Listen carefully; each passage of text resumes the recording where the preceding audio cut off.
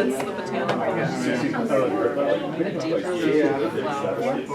And all these maybe down to the whole globe, everywhere.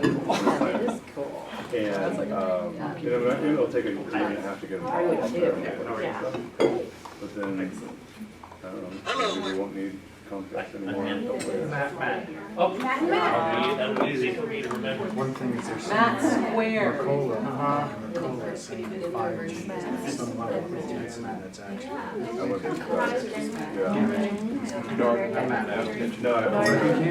That's like where misinformation is coming from. This institution.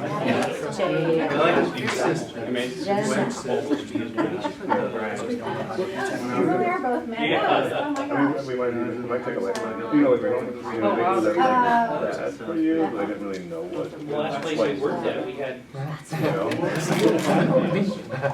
They do like the people who were slaves and lead mines. They were dying. It's very common to start. They didn't care about that. Yeah, I don't know why. Maybe I'm just making one. Mercola says there is no dissolution. It's like the only one. Oh, yeah? Okay. Clearly it's on my Kindle. When I read things on my Kindle, I never know what it looks like, right? It's like, I barely look at it. I'm fascinated. I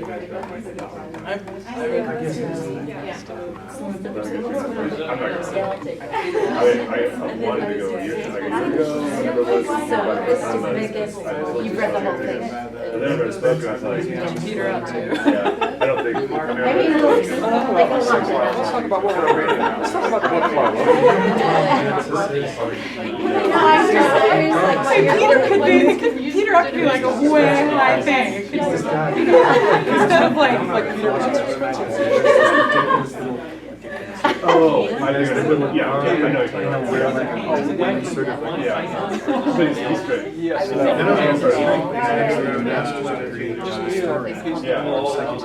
Yeah, I've heard him give a talk about it. Oh, yeah. So let's say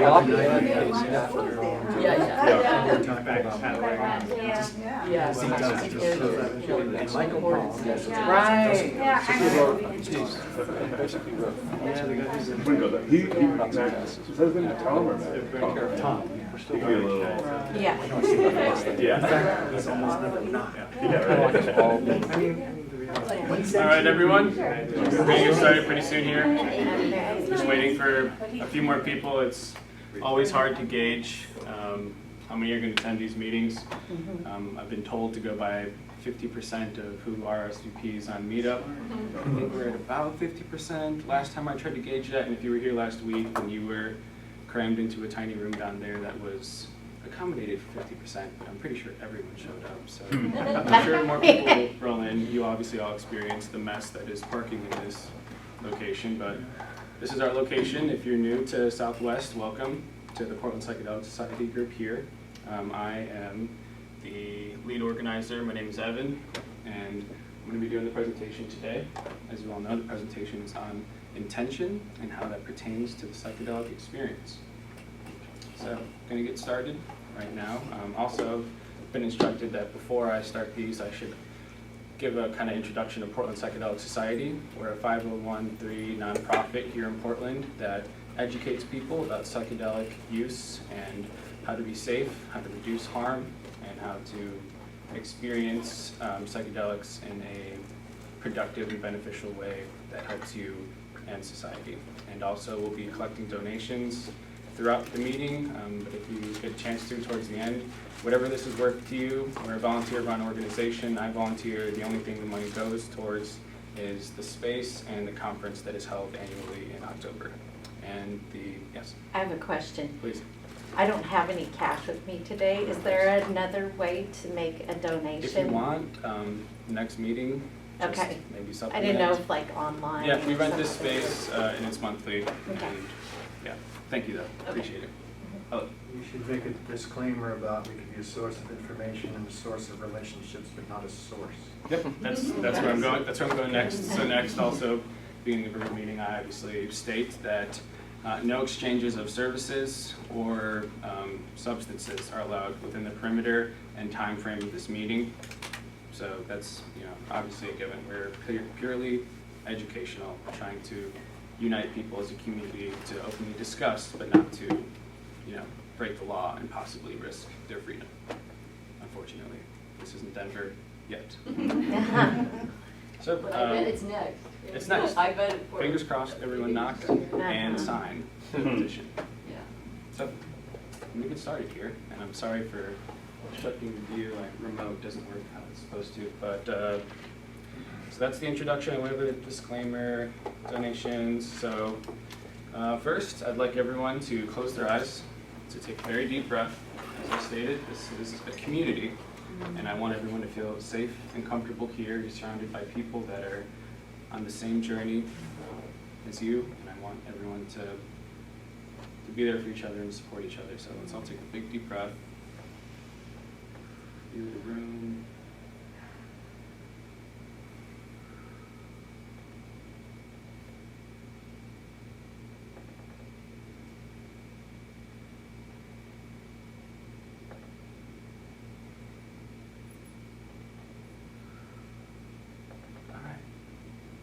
Once again, thank you. Just want to say it one more time. Very appreciative of everyone that comes to these meetings and of everyone's desire to learn. So, the layout of this meeting, I'm going to give kind of an introduction of intention, what that means, and then also what that means pertaining to psychedelics. And then I have some kind of group activities that we can do, and I like to open up the end of these meetings to a discussion. So. Probably be ending this meeting around 3:30 because we have to leave this place at 4 p.m. So 3:30 the meeting ends, but we can all still hang out and chat and connect and network, and then 4 o'clock we should probably leave. So this is what today is going to look like. So intention. An intention is an idea that you plan or intend to carry out. If you mean something, it's an intention. Your goal, purpose, or aim is your intention. It's something you mean to do, whether you pull it off or not. So intention in psychedelics. In the past, psychedelic substances such as psilocybin mushrooms, peyote cactus, and ayahuasca have been used for centuries in ancient cultures in many parts of the world. Tribes would use these plants as tools for healing, strengthening their community, and preparing young men and women for adulthood. So their intentions for the past 1,000 to 2,000 years have been to use these substances as tools to develop us as humans, to grow spiritually and then symbolically as a community. We all get together and we celebrate, the members of the community going through different stages in their lives, and we'll celebrate these ceremonies using these substances because of how they affect us and how they affect the mind and our maturity and our development as people. So I have a question here at the bottom that I would like to open up for discussion. What do you think is the appropriate age to begin use with psychedelics? I'll start. Personally, I began using psychedelics when I was fairly young, around 15. I'm only 20 now, so it hasn't been that long. But I don't think that I'd be standing in this room today talking to all of you if it wasn't for early experimentation with psilocybin mushrooms. It changed me a lot as a person, and I'm very thankful for that, and it's definitely opened numerous amounts of doors, and I couldn't be more happy with where I am right now standing in front of you. On the other side, I know many people that I used to do mushrooms with that didn't really end up here, obviously. It's just me. But I can't change that that's how it happened. I would also like to touch on that my intentions at 15 were not to expand my consciousness. It was to have a great time, and I did. But it's quite different compared to how I use them now. So that's kind of my take on the age, and obviously that's something quite controversial that's been coming up. Please.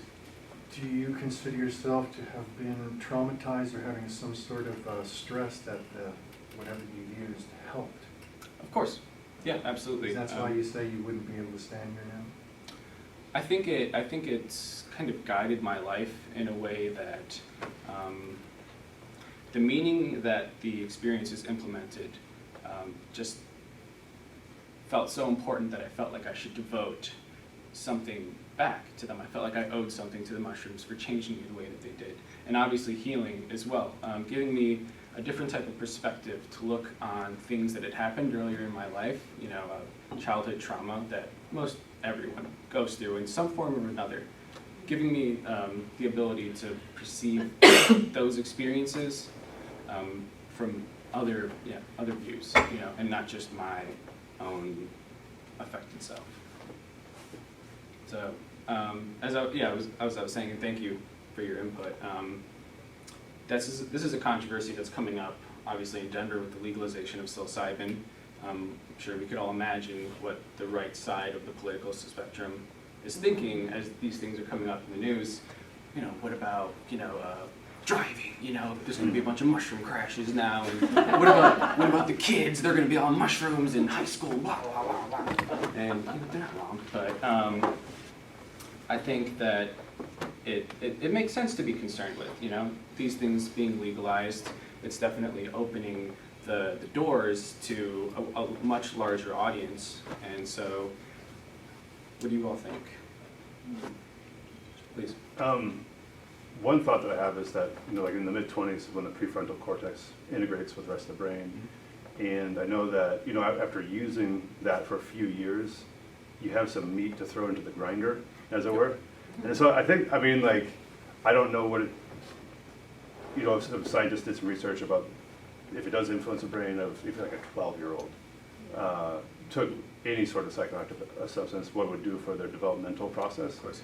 But I would say that, you know, a good rule of thumb might be even, you know, post 25 might be a good place to start for someone. I mean, obviously everyone's going to have their own path with that and stuff, but that's just a thought that came into my head a few months ago when I was thinking about that, like, where is that? And maybe if you said it'll benefit 90% of the people if they waited till 25 or something like that. Absolutely. Like, yeah. So two things on that.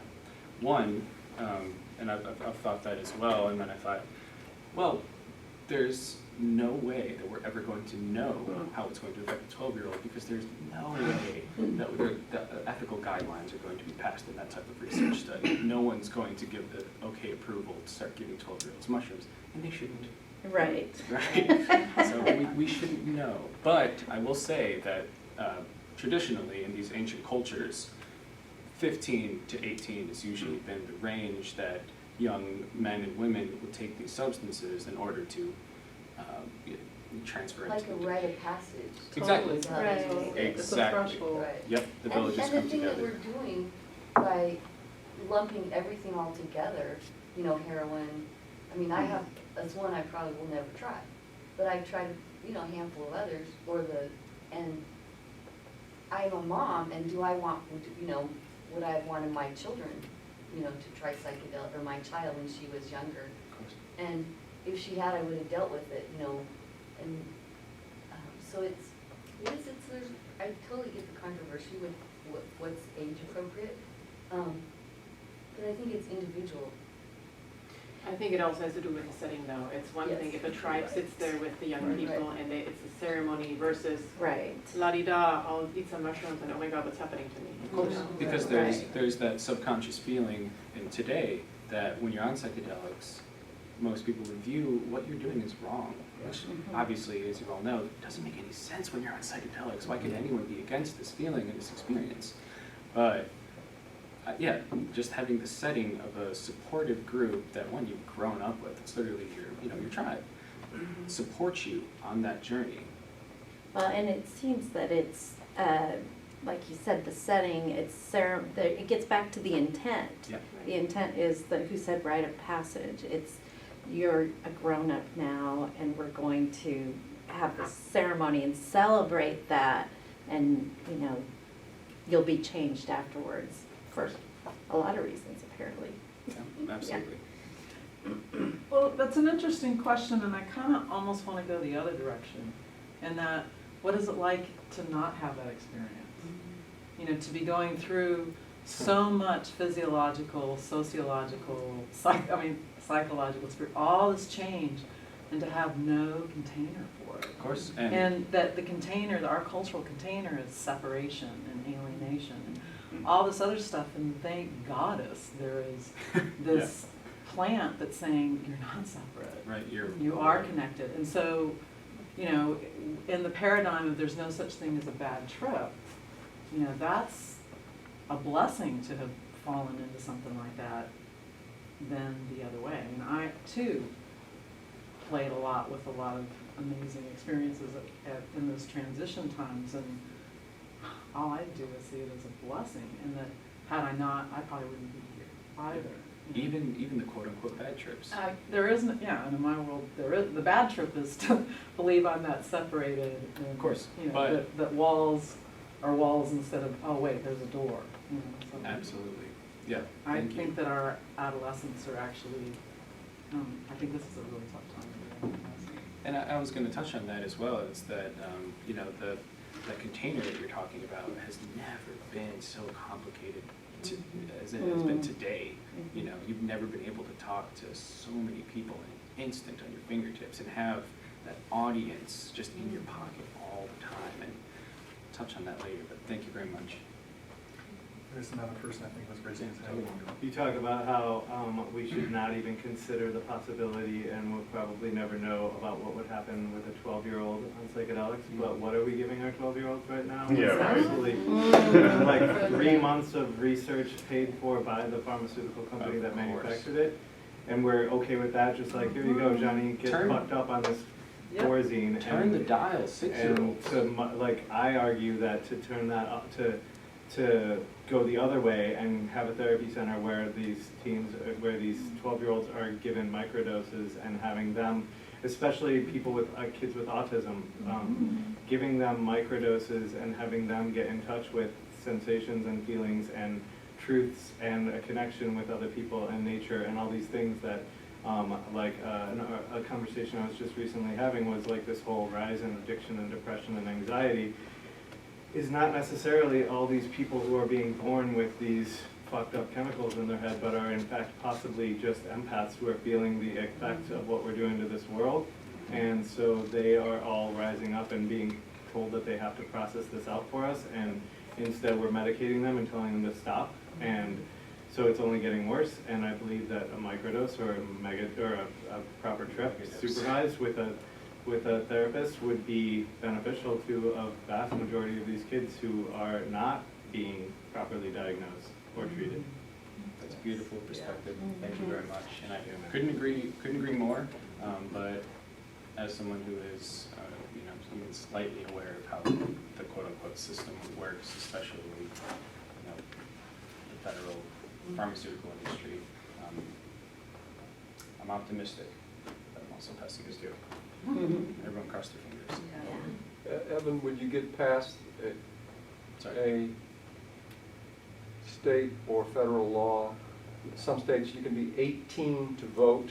Certainly, most states at 21 you have conferred upon you for whatever reason the rights of adulthood and imbibing legal familial or familiar drugs like alcohol. You'd have a hard time arguing against that anywhere around if we've already earned the right to drive under the influence, then I should be able to partake under my own decision making. So 21 or 18 seems like, can you get around that? I think so, yeah. I mean, obviously, absolutely. You know, I think the developmental point is well made about a neocortex. It's like probably with females it's 28 and with men it's into their 30s. Sure, yeah. I mean, definitely, like, if someone had to make a conservative hard line, I think that would be a reasonable place for it. And the second thing, thank you for reminding me, I said there was 2 things that I thought of from your point. The Terrence McKenna quote, that is, the Terrence McKenna quote that goes, he was actually in support of waiting quite a while to experience a psychedelic trip. I think he recommended like 1 around 20. He said people should be tripping in into their 40s and 50s and 60s because, you know, the substance is there, you know, and the psychedelic trip has that intelligence and that wisdom and that knowledge to feed off of, you know, and kind of, you know, make sense of it all. So Plus boosting plasticity. yeah, and yeah, neuroplasticity. I'm not sure if he was aware of it. Whoever he Yeah. was, he was a wizard. Once a year. Please. So, I want to make a parallel, like when you say what is the appropriate age, is if everyone is exactly the same at 12 and 19. Right. So there's another thing that I'm sensitive to because I'm more of a psychodynamics kind of a character, where people often say, well, my brain is doing this, or my brain always freaking out, but in fact it is your personality and something that develops over time that is either responding or being overwhelmed. So, like in your case, the reason, the ulterior motive to my first question for you was essentially, if you were traumatized, what you may have been in a you may have been in a state where your personality was prematurely hardened and developed. This is an old theme for stress and trauma, is that children, unfortunately, we have like a way too long maturation process. Insurance companies continue to charge men more than women up until like 26 because the latest research says there's a certain level of decision-making intelligence that doesn't really fully come online in males until they're 26. But the thing is that if you were to take a child who actually was in a supportive environment, what they're going to find at age 15, especially like in the last generation, since I was a child, when people tended to like say you have to stress the shit out of your kid or you'll spoil them. What we find is that children take longer and longer and longer to reach this kind of structural maturity to handle difficult situations. Now people are like, their kids are going to college and they're freaking out because they don't have mommy and daddy to take care of them. So the issue is our psychologists do not know how to evaluate people in such a way that they can say, this person is a normal, fragile, open, and incomplete mind, and we do not want to have something that destructures it to be introduced. Whereas if you're 15 or 12 and there's a good reason to give them antidepressants, it may well be because they're so stressed that they prematurely rigidify. That's what it is. I mean, people we become rigid too soon from stress, and that's when it could be therapeutic. But psychology is nowhere near capable of entering into people that way. And then the problem is, when you're 35 and you've never done any kind of work, and I'm trying to help you with even a low dose of psilocybin, and you're unraveling, it's because you're at a state of arrested development. Whereas other people come in with a documented history of stupendous abuse, somehow or other, their structure has still continued to evolve to the point where the abuse is not even relevant to the journey, and she's having a spiritual realization that's completely unexpected. So I think like that is the issue, is that we don't understand what we call personality or character or structure accurately enough to be able to assess it and decide whether, like an autistic kid actually may need it for a structuring. They're already unstructured. It may actually help them structure. Whereas a psychotic kid may have a very fragile structure, and it's just what little has been built up can just crumble because of LSD or whatever. But you can't make a personality disorder diagnosis until a person is 18. Right. That's another example, and right, yes, that's a problem. Many times they really do, children do not seem to look like that until they're older. And like that's a whole thing with diagnosis and the DSM. Is it in fact possible to assess a child in some way and kind of predict that maybe this is going to become borderline or psychotic or schizophrenic? And that's again where the lack of research is one of the biggest holocausts that come from the DEA. Very well said. Thank you very much.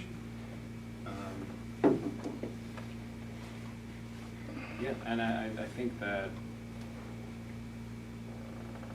it's clear in any person, there are varying degrees to their age, and everyone jokes about it. Well, I'm this age, but I feel this age, and this age is the new this age, and all that. You know, people are at different points, you know, maturely, physically, spiritually, at any point, and then you try to combine that with the already very subjective experience of a psychedelic journey, and it's understandable why research is taking so long and also so hard to accomplish surrounding these. So, any other points on this question? Anyone like to share when they first tried psychedelics, whether they were young or old, and maybe how it affected them?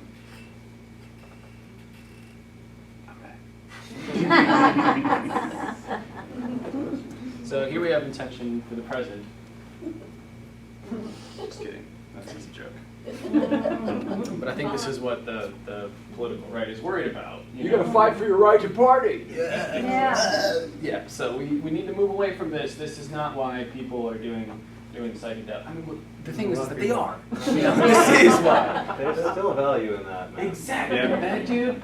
It's not all work. Life-changing experience. I'll never forget it. Look at that fist. I mean, he means business. There's serious spiritual growth going on right here. He's not going to forget. So that's another thing that I would like to touch on later. Is like, where do we draw the line between the valuable experience? You know, who's to say that Brad's experience here isn't valid, as valuable as Jennifer's experience on a couch in a psychotherapist's office undergoing psilocybin treatment? Two, they might as well be different drugs, let's be honest here. They are going through such different things, but Brad is still loving it, so who's to tell him? One's a drug and one's medicine, but Exactly. it's the same substance. Right. It's just Well, that's the old adage about, you know, the difference between heroin and a major analgesic. The doctor at a hospital. Yeah. Yeah. Yep. Excuse me. Oh. Once again, there's so many cookies over there. Anyone wants a cookie? They're all marijuana cookies. Only have one. I'm gonna go get one. So, yeah, move on. So, Yeah. yes, please. I'd just like to point out that the central or the east side version of it, this was talked about like a lot about 2 years ago. And they just simply got over it. Oh, So the whole thing is that some people are saying, yeah, anything you want to do, go for it, it will have its positive effect. And other people say it's there's a guy who's an actual professional historian who's written some books about this named Tom. And he feels that it's, that attitude of anything goes is the most injurious thing that's happened in the 60s. Yeah. Because they underestimated the significance that these should be sacred medicines only and not party experiences. I mean, that's an issue, and some people are, and you know, so there's, you can just draw sides and argue that. But the main thing is that the sacred part has not been, has been suppressed in the West. And then like this party animal thing, you know, that's like reefer madness, the same. Take Exactly. two, which is mostly, as we know, a propaganda tool, but it happens to be in the culture and working. Yes. So it's not simply saying I don't have a right to party. There's a whole you know, a third of the country will execute you for claiming Absolutely. party. So And part of the, that's part of the complications of arguing about it. thank you. When you were asking, you asked just a bit ago, you know, about personal experience and when did you use them, et cetera, start. And I just was, I mean, I'm sure this is pretty common, I was introduced to them as a party drug. And enjoy them off and on in that way, but I was actually an adult when I started trying them. And I just didn't even have any clue that they were therapeutic, and I'm here today because I discovered that with them. And so I want to join the community that's standing up and saying, hey, these have some really amazing therapeutic possibilities.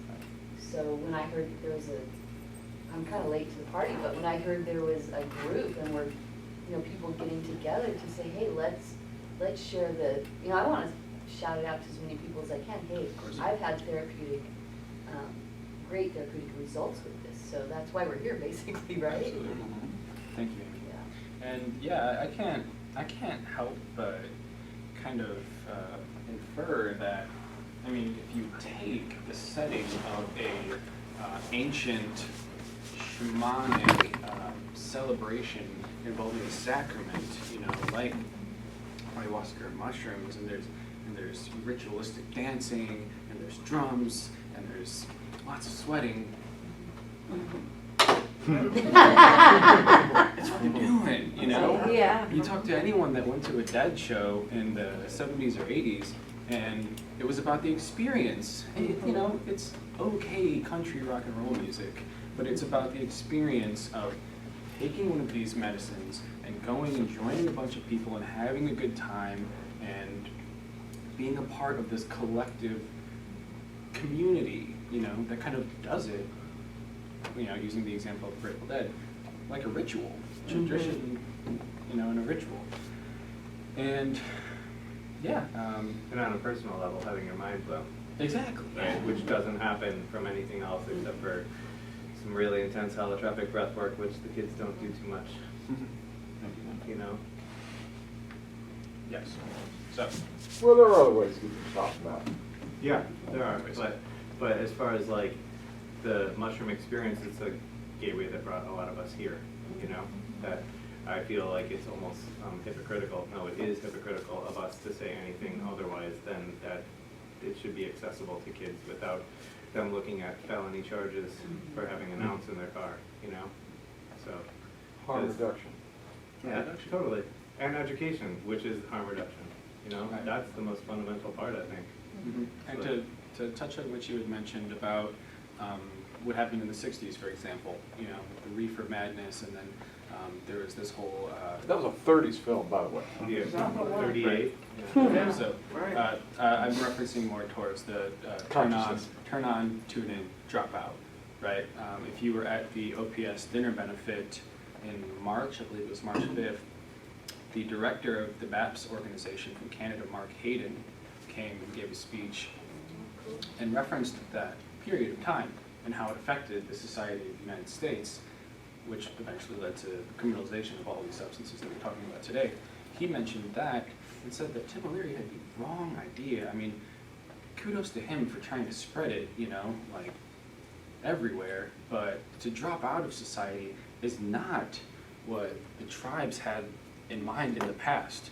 You did it to come together and to help each other out, to support each other, to form this community. It wasn't to alienate yourself and to get, on a high horse of consciousness compared to the rest of society. I'm not going to say we don't need that now, but we shouldn't be looking at it as, a way to step out.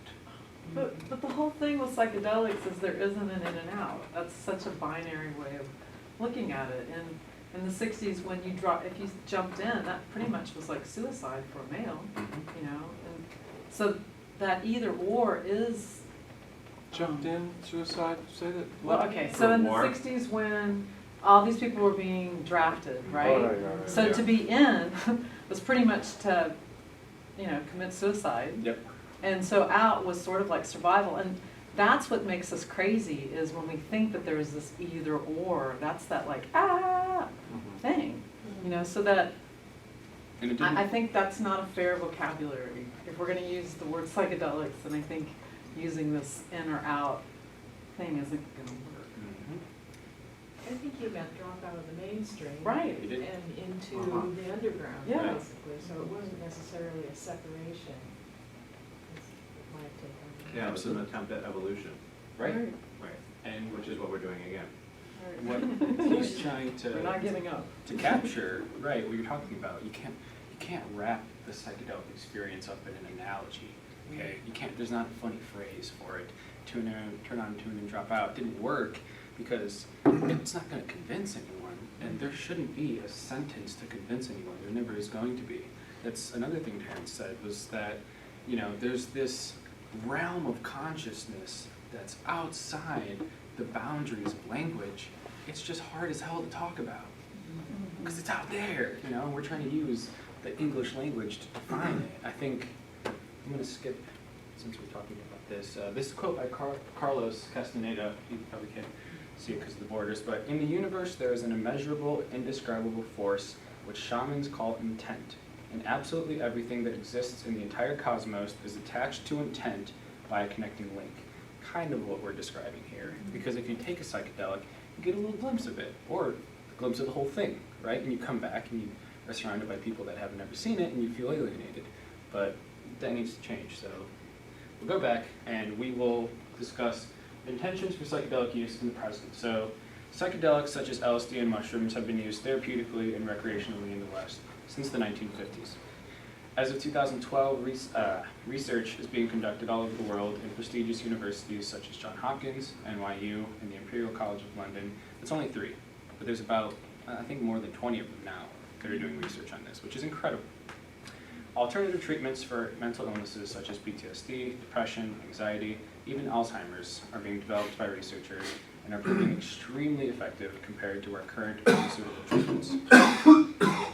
So the question I have at the bottom of this one is, do you see anything wrong with recreational use? And we've kind of been going over this right now, but what does the future look like to you pertaining around psychedelic usage? Just recently, Denver has decriminalized psilocybin mushrooms. But what does that really mean? All it means is that the city of Denver isn't allowed to spend any money on prosecuting anyone that is involved in a psilocybin charge. Now, if they're selling it and it's distribution of illegal substances, different story, but if some dude gets caught with a bag of mushrooms in his pocket, probably just gonna get a civil ticket now, which is awesome. But Which is the same as Oregon. Which is the same as Except Oregon. Oregon has all drugs, and Denver just does shrooms. Very true. Oregon has personal use, non-criminal charge, or a criminal charge, but not a felony. Of all drugs. Of all drugs, personal use, which nobody knows about, and everyone's all hyped about Denver, but Oregon did it without any hype in 2014. Yep. So we've been there. But it's still, this is a bigger question, is it still a misdemeanor? Yeah, I think you get like a $220 ticket. It's as long as you don't have any priors, they just take your drugs and give you a ticket and you walk. As long as you have personal, but distribution's still a huge pain in the ass. And Denver too. I mean, you can't legally grow in Denver, like you can't. There's no therapy centers in Denver, there's nothing in Denver that Oregon doesn't already have. Yeah. So, who are you gonna Well, I have another long-winded opinion. take us away? And it will actually, and I can chain from that other comment I made about previous dialogue about recreational use. The whole idea that we need recreation. I mean, it's not new that the reason why people abuse alcohol or cigarettes or sugar is because they're trying to treat what we would actually call some degree of mental illness without either knowing that, or in many cases because they have a stigma where they say, I am absolutely not mentally ill. That would be the most horrible, obscene accusation you could possibly make in the suite. See how much I'm in. So the whole notion of recreational use is like, what is the culture or the tribe that puts people in positions where they need to medicate themselves or to somehow or other treat or manage their experience of themselves. Because the classic thing with alcoholics is not that they like alcohol, it's they cannot stand themselves when they're sober. So, to me, that's the whole idea of when you say recreational, are you effectively pandering to people's unwillingness to really dig into their issues? And then, who sets themselves up to be the one who says, well, you will deal with your issues, and otherwise you just say straight and anal and toe the line until you know what you're doing. the root of the word is recreate.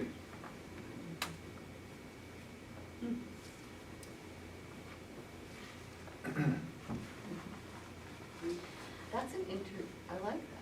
Yeah, it's interesting. Why do we recreate?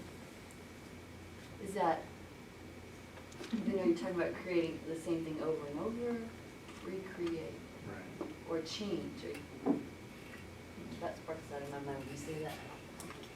Oh, I was thinking earlier about the fact that, you know, people at a young age start self-medicating with, whether it's alcohol that they get illegally somehow because they're not old enough to buy it, drugs or whatnot.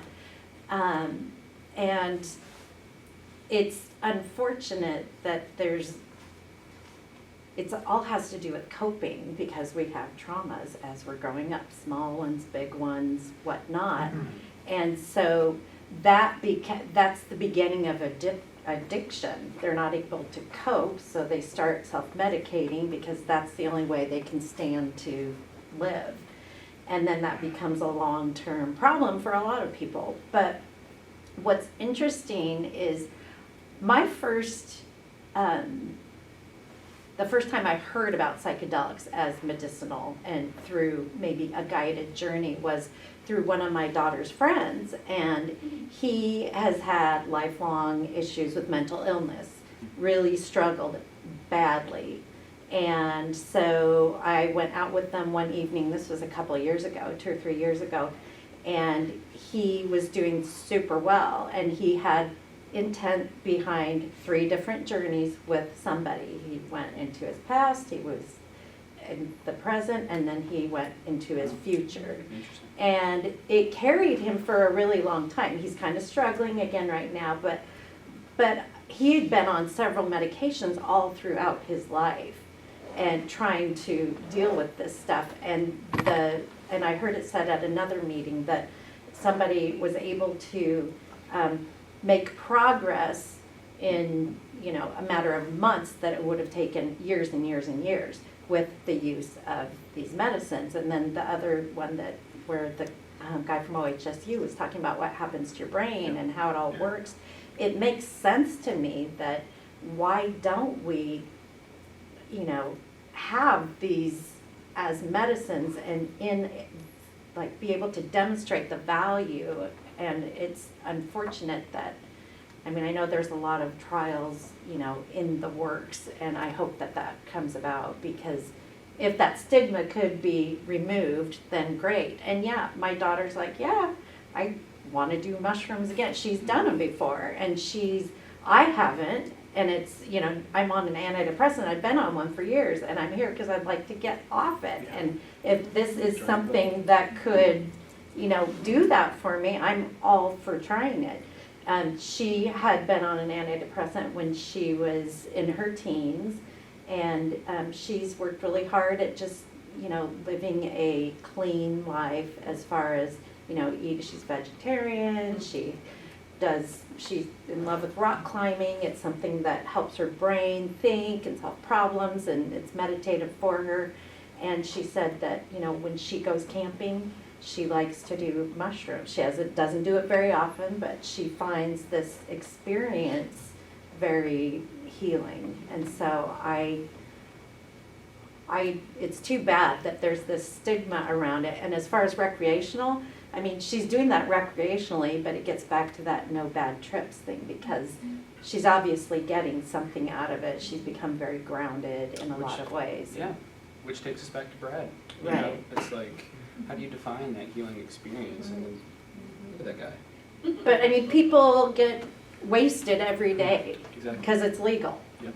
And so there's always going to be people that abuse, and there's going to be people that don't. It's just the way it is. Of course, yeah. And So before this goes too far away, I've just put this out. Do we need to pathologize the use? We all have things that we want to make better about ourselves. We've all got owies. We've all got our own issues, our own stories. But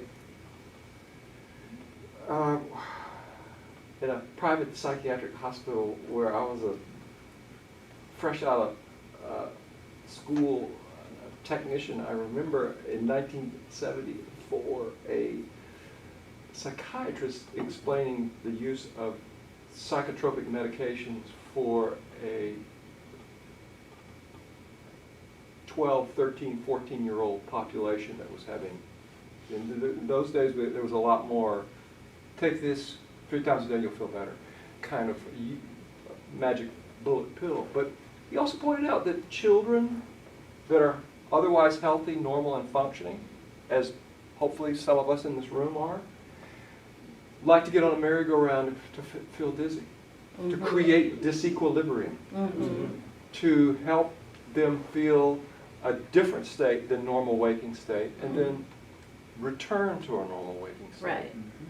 Is that anything I submit to you? Is that evidence of a disease inherent in our culture, or do sometimes you just like to have a different perspective and then return to your normal waking consciousness? I'm asking. I wouldn't call that a disease, no. And you can even find that desire in other species, you know. It's disgustingly prevalent in humans. I mean, primates hang upside down in the trees sometimes. And is Dolphins that eat what, pufferfish, I mean, is deer that eat what the mushrooms. shaman Mushrooms. journey trip, or the shaman group community are doing too? Let's step out of our norm and expand and then come back with some sense of change. Yeah. Although that isn't, sorry, I don't want to say that isn't that, I mean, most of what we can see today in the intentions for psychedelic use in present universities, they're taking this spin on it that has been extremely productive and efficient, which is using it to solve these and not to have a consciousness expanding experience, because there's no way in hell they could lead with that and get anything accomplished, which is why even Fox News is broadcasting the research results pertaining to the PTSD study with veterans, because who can't get behind veterans, you know, like relieving symptoms of their illnesses that they have taken on defending our country across, you know, the oceans. But do we need a cause celeb for the betterment of well people? That's what Michael Pollan was talking about, yes. That's what he quotes. Which, I mean, is anyone, just gonna ask, is anyone seeing him tonight? I am. You are? Is he here again? He's in Portland right now. Newmark, probably. Probably at the Newmark. Actually, I think it's at Keller. Oh, Keller. May not be sold out. It's not sold out if anyone wants to see it. Although I will say, I mean, I considered buying a ticket. I think tickets are like around $60 right now. He's recorded all of his talks are on YouTube, and unfortunately, every talk is like the same exact thing. Yeah. Some radio host. YouTube's free. Mushrooms? Relatively. Yeah. Mushrooms? You? Wow. Every time. So if you wanna experience, not to say CJ, it's going to be awesome being in this. I'm very jealous. I'm very jealous. I'm just trying to justify it being cheap. I did the same justification, so, Exactly. because I watched all of them. Yeah. I want to see him so bad. Here's a question: why is there a stigma around mushrooms? You know, like you were saying, she was saying, like, can we remove the stigma? And this, what is the stigma, first of all, and why? You know, like, the stigma is that you're gonna go crazy and not come back, maybe, but the why is like way more sinister.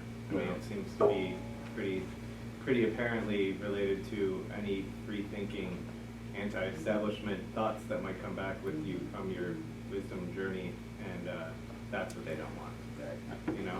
So how do you really move that? I think a whole lot of old white guys have to die. Is it more of the fear that we need to have imposed some social control, and there might be a small percentage, but a percentage that if we allowed it, would go have some very unpleasant, perhaps fatal experience, and then those who allowed it to happen would be responsible. I think it's more of that fear than, oh, we don't want you to grow.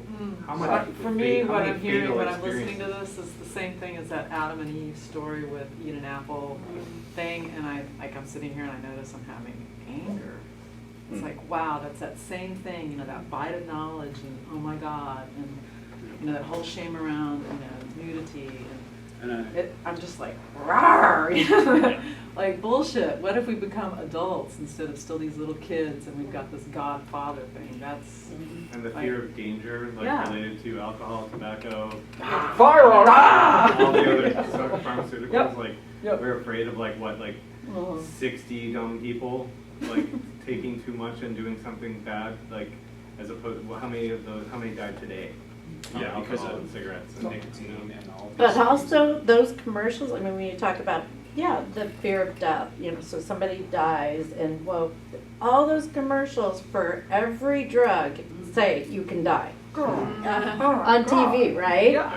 You hear the side effects may include da-da-da-da-da-da and death. death. It's like, why do I want to take that? Because it's got a nice pop beat and a woman jogging down the street, you know, in the sunshine. It's Yeah. like, Because the doctor said it was good to take. Ask your doctor if you want this. May Yeah. cause death. Don't You won't take it if sleep. you're You'll never be allergic happy to it. again. how do I know I'm allergic to it? Yeah, I've never please, sure. taken it. I came here from the East Coast, and my son, I've never done, you know, I did, I think meth when I was, you know, in my 20s, but never did anything. And all of a sudden, one day, you know, we have we're growing cannabis, and he starts saying, I see mushrooms. I'm like, what's this? He's like, you do mushrooms? What do you mean you do mushrooms? And I started like, almost like, you know, getting a lot of anxiety, because years ago, that's what you know, what you hear is, oh, he's gonna have a bad trip, or he's doing, it's gonna hurt his brain, you know? I think he can fly. But, so now I start, we were doing one night, he goes, take a sip of the tea, you know? And I just started, but I wanna learn, that's why I'm here. I wanna learn how to, you know, dosing and getting off of some antidepressants and some trauma and everything. So, but that, you know, if I told anyone in the East Coast now that I did it or my son did it, they would just totally flip on me. I mean, You moved to Oregon and you lost your mind. yeah, I'm going home in June. Is it legally, can I carry it with me? I mean. In No. Oregon, No. in Oregon, you can barely legally carry it. Do not fly home with You it. can have you can have an eighth or less. Yeah. Are you talking about mushrooms? Mushrooms, yeah. What if you grind it up and put it in Yeah. peanut butter? I think it would be It's fun. very You can't- easy drug to dogs hide. can't smell Yeah, it, I and- think But, I mean, Yeah. if you got caught, It's you're crossing undetectable. state borders, that's a federal crime at that I point. think this is a But- conversation to be had when the Right. meeting ends. The commercial for the use of psilocybin, like talk to your doctor and see if psilocybin's right for you, may cause happiness, may cause Consciousness a solution to expansion. your problems, may cause neuroplasticity, Yeah. May cause may cause life. sense of sanity and realization Yeah. of society's sensitivity. More than likely, there will be no death. Yep, and literally at the So bottom, for your You know ego, what else? you almost can't no overdose. one's died. I'm always in pain, and the one thing I felt was like I had no pain. Yeah. It was, that's all I kept on saying, I mean, I have no pain, I have no pain. It's like, wow, you can actually get maybe addicted to it because, you know, you have no pain, but I didn't. I'm still learning. Also, addiction is impossible. It is. I mean, Yeah. obviously psychologically it always Yeah, is possible. true. But if you, I mean, microdoses, little tiny medicinal doses like that, totally. And if, you know, that's honestly probably healthy. But very unlikely anyone will be addicted to megadosing is the phrase that you used. I like that. Addiction, I'll just I guess, object yeah. to this being so pat, but usually addiction involves a physiological dependence. And habituation Of course. is more of a psychological, getting accustomed to it. And withdrawal you don't have. So most people that you know are probably already addicted to coffee, but drink about 5 or more cups. And In their life? A day. A day. A day? And that's why they say don't, before surgery, you can, NPO, nothing by mouth, because that's how they notice addiction in caffeine, is because people would have headaches before surgery. And they were like, what's that about? And so there's your evidence of physical dependence. Amy, were you going to? Is there, with the tolerance scene, can you actually get addicted to them to mushrooms versus like heroin or? No. In fact, Yeah. mushrooms can be Anti-addictive. a gateway to step away from addictive substances, Right. like it's known with alcohol and But you're not gonna have a Cigarettes. physical Cool. withdrawal Mhm. after Super cessation. cool. Or were Right, you asking about tolerance buildup? yeah, tolerance buildup, That's a thing. that's real. It's a thing, but it's not too. It's minor.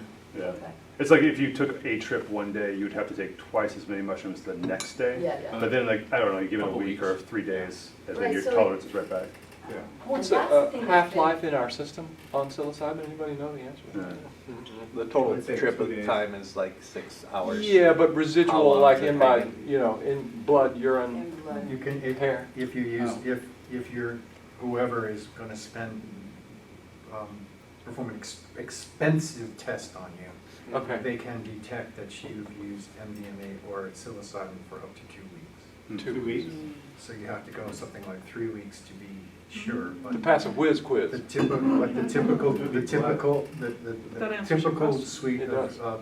tests that they do for drug testing for an employee or something like that Mhm. does not include tests for MDMA and For- psilocybin because they're expensive.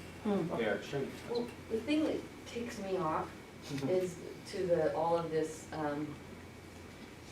demonizing and lumping everything together, is that I've discovered it isn't addictive, and it does have benefits, but I was lied to Mhm. about, so, it's all lumped in. I use heroin as the other, and it's like, I was lied to that it's gonna do the same thing here, get me addicted, and that's what pisses me off. It's really not the only thing you've been lied to about. Yeah. Yeah, to the end of the board, so, We have a virgin in the room. I don't know, everyone's maybe one.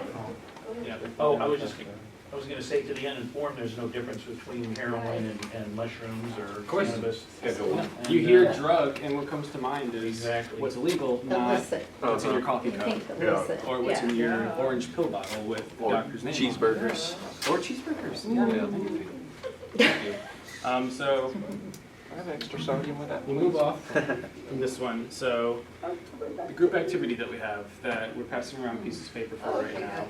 So if you could take a piece of paper, and you don't have to participate if you don't want to. I don't want to make anyone uncomfortable, as I stated at the beginning of this meeting. But this is Pencils too. yeah. So actually, I have a ton of pens that I brought. If anyone has their own pens, that would be extremely beneficial. It's cold in here. It is, it's got a chill. Yeah. Okay.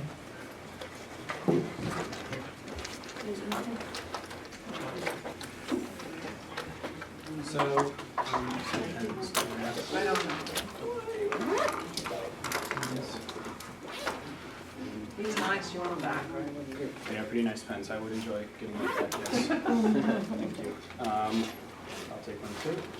It's a very neat little trick that a very good friend of mine showed me. Bringing your intentions from the spiritual, mental realm into the physical realm, with maybe writing them down.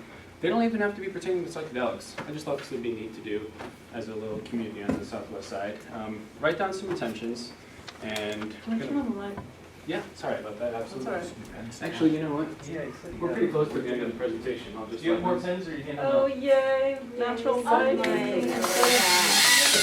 Woo! Awesome. Lovely. Evan, do you have another pen? Yeah.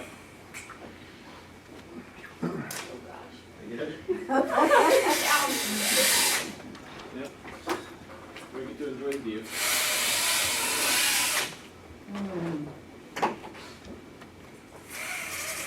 Jason, So, do you want to turn the camera to just show the trees outside? no, All the poor people on YouTube that missed it. they don't need to see trees there on a computer screen. For everyone They watching get this no video, nature. the southwest center is a great view, some pine trees. So yeah, write your intentions. I got this very neat little jar here from a roommate. Pretty sure it's from somewhere in Central America. But yeah, if you're about to experience a journey, what do you want to accomplish on that journey? And if you're just whatever you're working on in life, what do you? I just have one opinion about intentions. I have done so many journeys with different types of medicines, and every time I came with my intentions, and not once have I gotten anything that had to do even remotely close with my attention. Just want to say that. Not dissing intentions, but Gotcha. so far it didn't work for me. For me, like, I just did one the other day, and it was, like, I left it with the same opinion, and then now, like, 2 days later, I'm looking at it, oh, it was, like, opposite world. Everything was the opposite of what I set my intentions for. So there was some clarity or, like, realization and, like, a broader interpretation sometimes, but yeah, it's also true that sometimes people are like, what was the World War II theme about? That Well, it's like nothing to me. separating expectation and intention. Mhm. Is part of that. Yeah, it's setting the intention Yeah. and then getting the hell out of the way, which is like dropping Yeah. all expectations, dropping all preconceived notions, and trusting the process. Yeah. Yeah, still trying to have it be something that you wanted it to be. It's kind of like the mushrooms and your higher self know exactly what needs to happen. You just fold it up, drop it in, pass it around, don't worry. None of them will be read. I'm gonna take them home and they will be burnt. So we're just letting this go. Releasing it into the universe. Writing it down, sending it out. Trusting the process. Yeah. Oh, yeah, I don't have to worry. See? Don't even have to worry about it anymore. Who That's cares the if- way to have That was the rites of intention passage realized. right there, you're on the Yeah. other side now. Who cares if it even is done? You know, I wrote it down, it's basically done. Okay, yeah. Off the list. Yep, pretty much. Yeah, which just brings me to the last quote though, by Pablo Picasso, which is, "What one does is what counts, not what one had the intention of doing." So it's valuable to set all these intentions and to go through and do these things, but when it actually comes down to physical world and taking out our actions and carrying them out into the world, are we actually exemplifying what we say we do, what we say we're about? You know, are we walking the walk and not just talking the talk? So Integration. integration, yeah. So So a that's- psychodynamic version of that is insight without action is like a puff of wind. A puff of candle. A what? Like what? It's like a puff of wind. Insight without action is like a puff of wind. It's just, but I like the, Corolla is good. It's put a different wind spin on it. I like it. Thank you. So that's the end of my presentation. Wow, yeah, this one was fun. Just so everyone knows, 2 weeks from now, on June 1st, bless you. If you would like to add to any calendars, the next meeting that will be happening here in this room again will be on June 1st at 2 p.m. on a Saturday, and we will be discussing this. Current research that's being done, what's being accomplished in 2019. Wait, that's what we put. We'll just be going more in depth into that. Okay.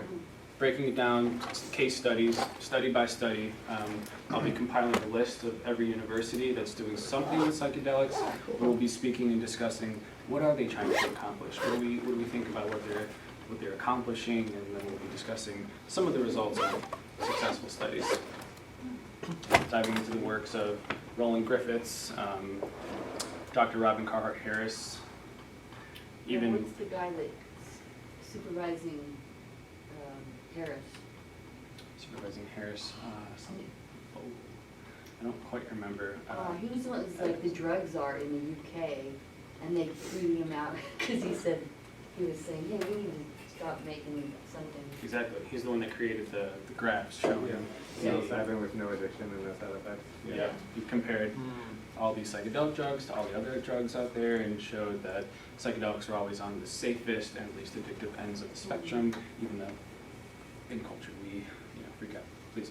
So BPS is in the process of a big organizational upheaval. What's those And letters I- for? Excuse me? Pardon my interruption, what's BPS? Portland BPS, Oh, Portland okay. Psychedelic Society. Yes. Wait. They're restructuring. Where we are. What They're about restructuring the board of directors. Portland And the other night, I was at a meeting where they're just beginning to ask for people to volunteer, Find to others.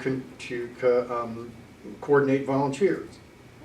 And so my question is, I actually was going to ask you this privately, but are you such a coordinator that if I wanted to provide some kind of an activity like this, that I would go through you, or do you want to just go Absolutely. straight to PPS and Yeah, so, deal with the fact that they've got a stack of things that they haven't even looked at, let alone approved? yes. Hi there. Hi, Portland. all the Portland. Psychedelic Society? Yeah, right on. Join us. No problem. We're locked out. Oh, Oh, no. We're just heading in, but that's Wait. cool that you guys got here. The door is locked. Yeah, the door downstairs locked. Oh. I So- wonder how many people we Oh, lost. boy. The other Any case- 50%. Yeah. I'm so sorry. Yeah. Was it just unlocked when you came No. back? No, we actually caught somebody leaving, so Yeah. we've just posted in your chat on the Uh, discussion board, but we got in, so. That's probably where shucks, everybody well, is. next week or next time we'll have to. Okay, yeah. Be that's- sure that thank does you so not much for happen. bringing that up. It looks like one of those like things where you have to tap a card to get in, so. No, because someone must have definitely hit the light. I mean, we all got in, Yeah. and the door was unlocked. It looked like people were using the building for something else too, like downstairs or something. Okay, That's well, Well, my deepest Thanks for apologies waiting. Oh, it's for okay. that. No problem. Good. And I was actually, my name is Evan, and I am the lead organizer of the Southwest group, and you are actually in presence of the other organizers, which is CJ and Amy. So we kind of stepped up at the first Southwest meeting, which was about a month and a half ago, 2 months, and kind of stepped up to organize these. And we're always looking for other events happening. I can tell you all that the next event after the research one, someone has inquired with me about hosting an event to kind of show people how to grow mushrooms indoors. So that will be a workshop. Psilocybin or Psilocybin, yeah. Obviously, we'll be using oyster or shiitake or something as the actual examples being used, but yeah. And that, to be quite honest with you, probably won't be listed like on the actual site. And I thought that there would be more people here, so that would kind of go around, but yeah, I don't think that we'll actually list that one because as far We as had the same kind of event on the east side, and it was officially listed. they did, Yeah. and there was You were like, there. It just was made clear we're not actually growing them right now, we just use, whatever. Right, and I should clarify, the only reason that I'm saying that is because when it was listed, it was one, filled up immediately, and two, when it happened, I mean, a lot of people came anyways, and there was about, I think, safe estimate was like 70 people. The person that would be showing us, that is volunteered to show how to grow them, would prefer that there's only maybe like 20 to 25 people in attendance. So they would just prefer to keep it small, intimate, and to have the usual Southwest group here to show things like that. So, could and that, just call it like "Let's Grow Together" or let's get through that. Absolutely. Oh, It's a touchy subject. When is that gonna be? So that is Keep in going to touch with our be roots. probably mid-June. You can limit, I'm sure you know this, you can limit how many people can attend. You can, on but a meetup. a lot of people just, Show because the up. address pops People up, just show up. they're just like, I'm on the wait list, that means I'm going. Gotcha. That's another thing where the restructuring of the organization may change that. Like in the past, like you say, there've been multiple meetups where people talk specifically about growing. It's very open, and now they may decide that they just do not want to have that as part of publicly accessible activities, and therefore they will have to find some way to address that issue and how people are interested in it. But you just have to stay tuned because they're completely restructuring the management of the. This is like a full-blown 501(c)(3), etc. Yeah, there's 3,000 members. That We're very small. has all kinds of real governmental responsibilities and fiduciary responsibilities, and therefore, the legal stuff is going to be much. If anything truly illegal happens, there's more and more potential for bad things to happen. Of course. Yeah, It was very loose before. It was originally just people, hanging out at a coffee shop, and now it's yeah. And now it's completely huge. transcended that by orders of magnitude. And you had a question when we got our new for folks who missed Oh, it. right. You had a question that was. It's just about, actually, that's another thing, people, if you do have some sense of wanting to volunteer and participate as well as actually doing a presentation, not only do they need, and they're ready to start accepting people's commitments for time, but they're trying to create a formalism where you actually have to submit some kind of a proposal. And then if they get enough manpower, they'll actually read it and decide whether or not they want to have it presented under the official PPS meetup and Facebook thing, which is what I'm wanting to do at Breathwork. So that's why I'm asking, is that, first of all, are you a person to go through, or do I need to just go around to Leah, or So Leah, she is the president, but I don't, like, for instance, this meetup that we're all taking in right now, I literally just created an event on the app. I didn't really speak with her. Her only suggestion for me has been to not have it overlapping any other Portland Psychedelic Society meetings. So I do, you know, I would like to pass things on through the grapevine with Leah if it was with another person participating, but I can promise you that I'm more than willing to have you come speak. That would be awesome. And there's a couple other people that have reached out and requested, you know, a space to spread their, you know, wisdom and knowledge. And yeah, definitely trying to get the whole summer planned out is on my agenda within the next couple weeks, is because that's another reason that the turnouts, say on the east side, are so awesome. They're way better at organizing than I am. I'm fairly new to this.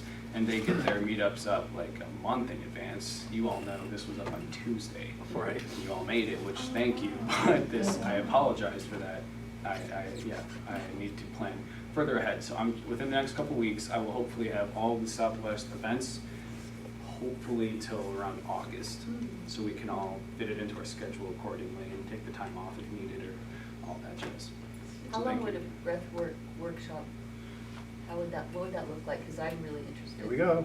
There you go. See, I'm concerned about, you know, schmoozing on in this sort of thing. But so what Leah said last week is unlike maybe a year ago, if it wasn't a clear tie-in to psychedelic use and applications, they were seriously considering not wanting to sponsor. Now it's the opposite. We're taking the idea that there is a community, and anything the people in the community want to do, just make sure it's not so off the wall. Put it on make a proposal and get it in the calendar so there isn't competition. So what we do for PPS sponsor thing is they're free and by donation. And Jeff, who is the other sort of tall guy who left an hour ago, did an experiment in April with that, and he got anywhere from 6 to 3 people on each of Thursday nights.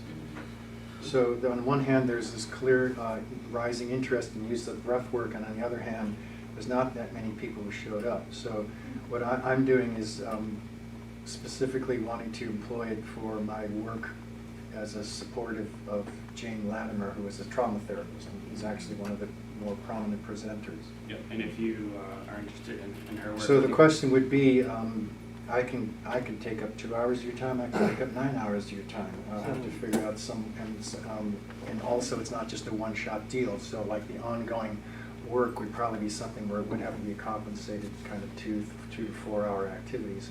But an introduction would certainly need 2 hours. I'd be more than interested in discussing that with you further. Thank you. And also, you mentioned Jane, who is another member of the Portland Psychedelic Society, and very wise person, great teacher, lots of things pertaining to the subject. She's having a meeting in the East Side this Sunday, I believe. Tomorrow, yep. Yep, tomorrow. Tomorrow at 5. Tomorrow at 5. Probably in Tabor Space again, right? The Tabor Space. I think it is, but I haven't checked. 5:30. So check that out if you're interested. I've attended quite a few of her talks, and she's awesome. Her series are on developmental trauma. And how to use psychedelics. Yeah, and she's I believe she's a trained therapist in developmental trauma, and she has some role now in the psychedelic use of MDMA and the use of therapy. You know, it's kind of the same thing, except you do the MDMA in one of your early sessions so that you can break down some early walls with your trusted, therapist. Am I wrong? Yes. Okay. I'm way wrong then. We are moving more and more towards requiring people to commit to more and more integration sessions before any kind of psychedelic. Because, as I was kind of alluding to, you cannot anticipate what kind of structure people have, nor how much they actually know they're going to be able to be dealing with. And in fact,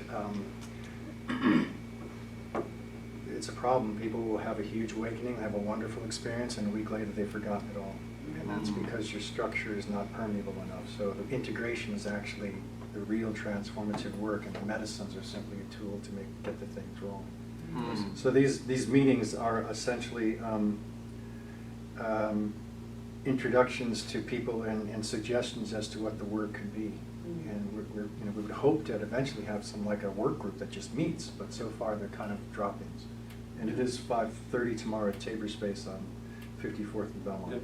And all of her series can be found on the Meetup app. If you go just to all the events that are going to be carried out at the Portland Psychedelic Society, she's got, I think once a month she's meeting. She has hers. I think this is the last one, and she's stopping for the summer, and then we'll pick up again in the fall. September. Yeah. Yeah. Okay, sorry about No that. worries. I just caught that detail, so. Thank you, Jason. Sure. And also, yeah, Jason also is a videographer and seriously a vital component of vital player. Born again board member. Yeah. Yes. Right.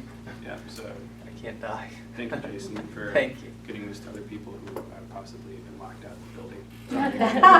Yeah, right? Yes. We gotta be careful on that one next year. Sorry.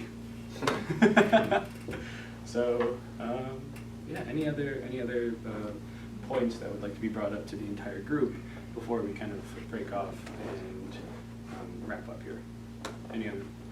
Well, just gratitude. I mean, thank you for showing up, thank you for holding space.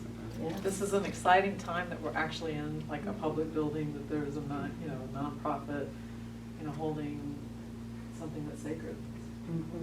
So providing the space for the open discussion. And thank you for making it so interactive as well. Yes. I mean, that's a lot different than just, let's go to class and. Right. Yeah, I think that's Of course. Yeah, this PowerPoint is fun to make. Having a little discourse, a little conflicting opinions, and we all get to come together in this room and hear each other out, like it really helps you expand your own mind later when you can see like this person that I think is so reasonable thinks something so much different than me. How can that be? And then over the course of time you start to see all of that, and only because of the wrong? Yeah, exactly. Right. I took you the see how mushrooms they're- and he was right. Right. Exactly. I love So you. it is it's wonderful though, because a lot of times we get places and people just nod their head like and then walk out, and they're just like Absolutely. no one's really, there's no clashing or learning from each other when it's just nodding your heads in agreement and then carrying on exactly as you were before. And I think some of the little subgroups that were broken off the Portland Psychedelic Society really kind of replicate that feeling because they're newer. This is the fourth meeting that we've had on the southwest side, the medical professionals meeting, new people. So it's like, we're all having a little part in this instead of feeling like this has been going on for a couple of years. There's the established people, and I'm an audience member. It's now like we're all part of the society. We're members. We're here for each other and supporting each other. So. And I noticed there wasn't any Kool-Aid over there for a drink. I haven't gotten that far yet. So Okay, just check. Yeah, next time. There'll be like a little note in the meetup group. No, there's a lot of value in hearing from each other, definitely. Absolutely. Absolutely. So there is an Oregon Psilocybin Society that you can join? So it's not. I think it's a member organization. It's not okay, that's what I'm like. I think they mostly exist for the purpose of working with the petition to get it on the ballot.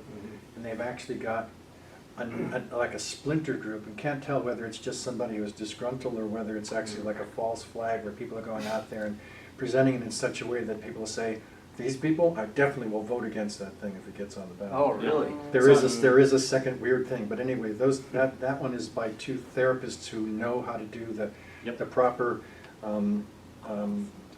academic kind of work the system, get something on the ballot, word the petition in a way that will get it onto the a votable and actionable statute, and they're working on getting signatures now, I think. Yeah, they're awesome. The two people that run the OPS, they're incredible people. And actually, a second thing I'd like to note. First, disclaimer: Portland Psychedelic Society is in no way affiliated with Oregon Psilocybin Society. I wore this shirt to make sure that I have that as a mushroom on it. So that's why I wore it. I thought it was famous. Well, yeah. But yeah, so So caduceus with this mushroom there. they have a meeting coming up on the 25th, and that is. Labor space, 5 o'clock. Yeah, they're using the same venue. It's a great spot. It's a beautiful church in the southeast, and that is, you said 25th, at 6:30 p.m. 6:30. What day is that? Saturday. You can show up, Saturday, and next Saturday. the title of the group is, or the title of the event is Psilocybin and the Psychology of Wholeness. And I'll be attending there. It's going to be a very informative meeting, May 25th. At Tabor Space? Tabor Space. What time? At 6:30. And Tom, the founder of the Oregon Psilocybin Society, will be the one giving us the talk. Yep, so you'll hear it right from the dude. And I'm it's, sure what's the title of the one on 25th? that is, the title is Psilocybin and the Psychology of Wholeness. At And we'll- 5:30? 6:30, sorry. No, Where's my car? I'm sorry that I missed that. Calendars. All right. So on that note, I'm going to start wrapping up. You want to collect your pens? I would love to collect my pens, actually. And also, I would, sorry, grab this. If anyone is available to pop donations in there, whatever you can afford, it just goes towards renting out this awesome room every month. So you could walk past and donate. I would be very appreciated. If you could just toss my pens in there. Oh, there you go. And yeah, once again, thank you, everyone. Thank you. It's a very, very awesome meeting. Really glad to have you all here. Just a couple more events of interest just to share. Monday, Anthony Bosis is clinical assistant professor, the Department of Psychiatry at New York University. He's going to be speaking about psilocybin and dealing with anxiety at the end of life. And what do they call it? Life. Easing depression and anxiety at end of life is the name of the talk, and that's from OHSU at the Newmark Theater. And then we're going to have a conference in October. I don't think we made any real official announcements, but we just want to start getting the word out that it's happening and start to watch out. We're going to start announcing some people as we confirm them and start selling tickets as soon as we can. So. Yeah. What's the date for that? Is it I believe the conference will be October 26th, Okay. but I don't know if we've made any official announcement on where it's going to be or anything like that. I know that they've reached out to people that they would consider our, people that we would have fly in, known people, but we'll also have local people that's not full yet, of local presenters is not full. Yeah, but who we've asked, I don't know who's confirmed, so I don't want to say anything wrong.